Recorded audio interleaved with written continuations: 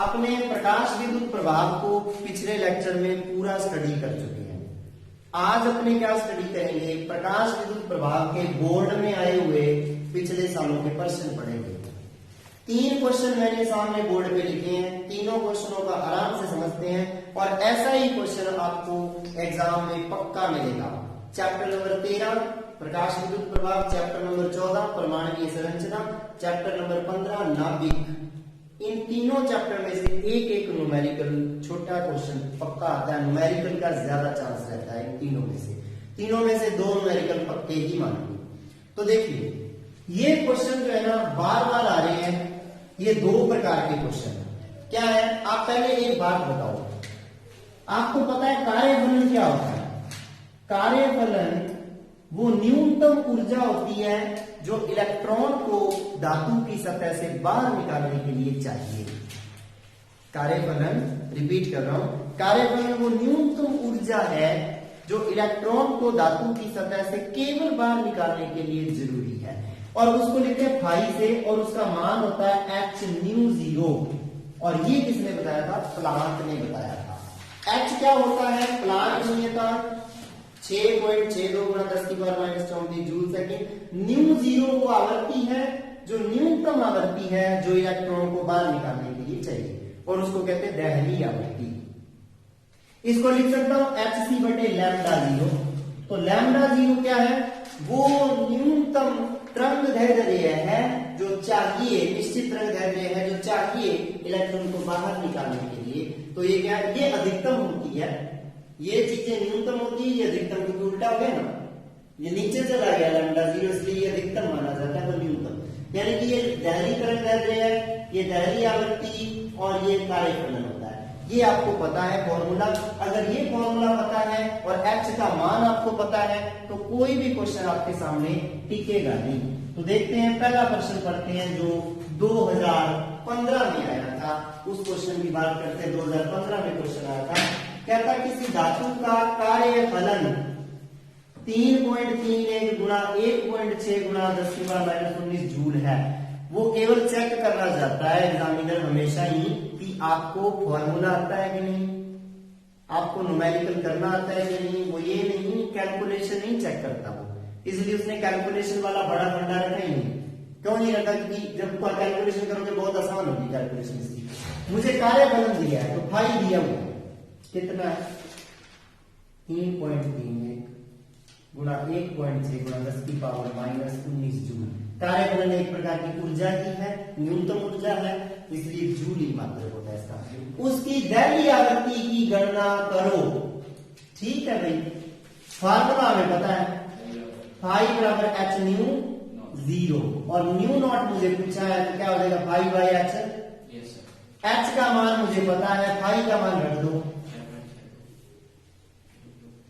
और h का मान होता है 6.62 इंटू 10⁻⁻34 जूल सेकेंड। मात्रक निकालने में दिक्कत आए ना तो सारे मात्रक लिख लिया करो। इसका मात्रक क्या है? जूल, इसका मात्रक होगा जूल सेकेंड, सबके मात्रक लिख लिया करो साथ में ही। समझ गए? अब जूल से जूल तो कैंसिल हो गया, रह गया सेकेंड इनवर्स। सेकेंड इनवर्स क्या होता है? हर्ट्ज। और सही है, निकालने की तो आवृत्ति है, तो दहली आवृत्ति आ जाएगी। यहां से आपके पास आंसर आ जाएगा दहली आवृत्ति। बहुत ही आसान, न्यू 0 ये 2 से कट गया और 2 इससे कटेगा 0.8 आ जाएगा। 0.8 गुणा 10 की पावर, नीचे लिख देते हैं थोड़ा, 0.8 गुणा 10 की पावर माइनस का 19 और प्लस का 34 हर्ट्ज। यानी कि न्यू 0 आ जाएगा 8 गुणा 10 की पावर माइनस का 20 हो जाएगा, 14 हो जाएगा, 10 की पावर 14 हर्ट्ज। ये आपके पास दहली आवृत्ति आएगी। फार्मूला एक ही है, फाई बराबर h न्यू 0। उस फार्मूले से हमने ये क्वेश्चन कर दिया। अगर आप 2015 के पेपर में बैठते तो आपको ये क्वेश्चन आप कराते, कोई दिक्कत नहीं थी, बिल्कुल आसान है। फाई बराबर h न्यू 0 ये भी कराते आप 2016 में भी बैठते तो। क्या कह रहा है क्वेश्चन? 2016 में फिक्र नहीं करनी, बस क्वेश्चन को आराम से पढ़ना है, क्या क्या दिया है उसको लिखते जाओ और उससे रिलेटेड फार्मूला लिख लो बस। सीजियम धातु के लिए यहां तक कोई मतलब नहीं है। दहली आवृत्ति मतलब आ गया, लिख लो दहली आवृत्ति दी हुई है बेटा, और दहली आवृत्ति कितनी दी हुई है, आप उसको न्यू जीरो से लिखते हो 5.16 गुणा 10 की पावर 14 हर्ट्ज। ये इसका कार्यफलन ज्ञात करो, ये एक बार रहने दो, कार्यफलन ज्ञात करो, लेकिन किसमें, जूल में नहीं, इलेक्ट्रॉन वोल्ट में ज्ञात करो, जूल में नहीं इलेक्ट्रॉन वोल्ट में ज्ञात करो। फार्मूला आपको पता है कार्यफलन, पहले तो जूल में निकाल लो। कार्यफलन 5 बराबर होता है एच न्यू जीरो, सही है। एच का मान आपको पता है 6.62 गुणा 10 की power -34 joule second, and mu zero का मान आपके सामने है 5.16 गुणा 10 की पावर 14 हर्ट्ज हो गया। हर्ट्ज को लिखते हो सेकंड की पावर -1। अब देखिए ये चीज आंसर आ जाएगा, देखो सेकंड इनवर्स से सेकंड कैंसिल, आंसर जूल में आ रहा है, देखो जूल बच गया। जब सॉल्व करोगे 6.62 गुणा 5.16 गुणा 10 की पावर -20, ये आपका आंसर जूल में आएगा। और आपको पता है 1 इलेक्ट्रॉन वोल्ट में 1.6 गुणा 10 की पावर -19 जूल होते हैं। तो जब आप जूल को इलेक्ट्रॉन वोल्ट में बदलते हो तो इसका भाग दे देते हैं, है ना। तो यानी कि ये जूल में है, यानी कि 1 जूल में 1/1.6 कितने इलेक्ट्रॉन वोल्ट हो जाएंगे। तो इसका मतलब आता है 5 का आंसर जब जूल में निकाल, जूल से कन्वर्ट करोगे इलेक्ट्रॉन वोल्ट में, तो आप दे दोगे इसमें भाग 1.6 गुणा 10 की पावर -19 का उत्तर आ जाएगा इलेक्ट्रॉन वोल्ट के अंदर। क्या आंसर आता है ये हम बाद में लिख देते हैं। अब अगला क्वेश्चन समझ लेते हैं, कैलकुलेशन कर लेंगे। अब बताओ भाई, अगले क्वेश्चन को थोड़ा सा 2014 में आया था, थोड़ा सा उसने आपकी रीजनिंग चेक करने की कोशिश की है कि आपको कितना अच्छे से आपका ये फोटो इलेक्ट्रिक इफेक्ट, प्रकाश विद्युत प्रभाव का कंसेप्ट क्लियर है। देखो ऐसा वक्र मैंने कल के लेक्चर में बनाया था, जिसमें मैंने इधर निरोधी विभव और इधर आवर्ती के बीच में वक्र बनाया था। पेपर में ऐसे क्वेश्चन आया था, इतना ही। कहता 2 धातु की प्लेटें हैं P और Q, उनके लिए अंतक विभव, जो निरोधी विभव होता है ना बेटा, उसको अंतक विभव भी कहते हैं, V0 तथा आवर्ती न्यू के मध्य वक्र दर्शाया गया, बिल्कुल दर्शाया गया। कहते हैं कि किस धातु की दैर्घ्य तरंगदैर्ध्य और कार्य फलन अधिक होगा। किस धातु की दैर्घ्य तरंगदैर्ध्य और कार्य फलन अधिक होगा, ये पूछा है। तो सबसे पहले तो वो काम कर लो, दिया गया है ये न्यू है और ये V0 है। जहां पर ये टच करता है, पेपर में तो इतना ही था जितना ब्लैक है, जो मैं रेड से बनाऊंगा वो मैं अब समझाने के लिए बना रहा हूं, पेपर में इतना ही बना हुआ था।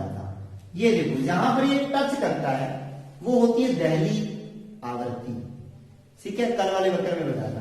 तो पहली धातु जो है P वाली, उसकी दहली आवृत्ति तो है न्यू P, न्यू 0 से लिखते हैं तो न्यू 0P लिख दो, और दूसरी की है न्यू 0Q। अब ध्यान दो, बड़ा कौन है इसमें, न्यू 0P तो पीछे रह गया, न्यू 0Q आगे चला गया। बड़ा कौन है दोनों में से, न्यू 0Q बड़ा है, यानी कि दैर्घ्य आवृत्ति Q की बड़ी है दैर्घ्य आवृत्ति P से।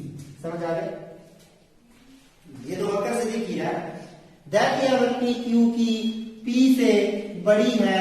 इसका मतलब अगर मैं दोनों ओर H का गुणा कर दूं तो H0 Q H0Q H new not P, ये क्या हो जाएगा, कार्यफलन Q का, और ये क्या हो जाएगा, कार्यफलन P का। कार्यफलन होता है 5 H न्यू नॉट, तो ये Q का हो गया P का, तो पहली चीज तो मिल गई। किसका कार्यफलन अधिक होगा, सीधी सी बात है कि Q धातु का कार्यफलन P से अधिक है। धातु Q का कार्यफलन, समझ आ गई बात, धातु P से अधिक है। अब बात करते हैं दूसरे स्टेप की, जिसमें वो पूछ रहा है कार्यफलन से अलग क्या पूछ रहा है, वो कहता दैर्घ्य तरंगदैर्ध्य। दैर्घ्य तरंगदैर्ध्य उल्टी होती है आवर्ती की, न्यू बराबर होता है C/λ, तो न्यू 0 हो जाएगा C/λ0, यही होता है।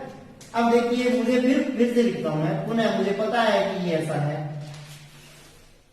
ऐसा है ना, दिख रहा है डायग्राम से, पलट दो, 1 बटा कर दो, जब कोई चीज पलटी जाती है तो निशान बदल जाते हैं। इधर वाला निशान इधर हो गया, पलट दिया, सी का कर दो गुणा,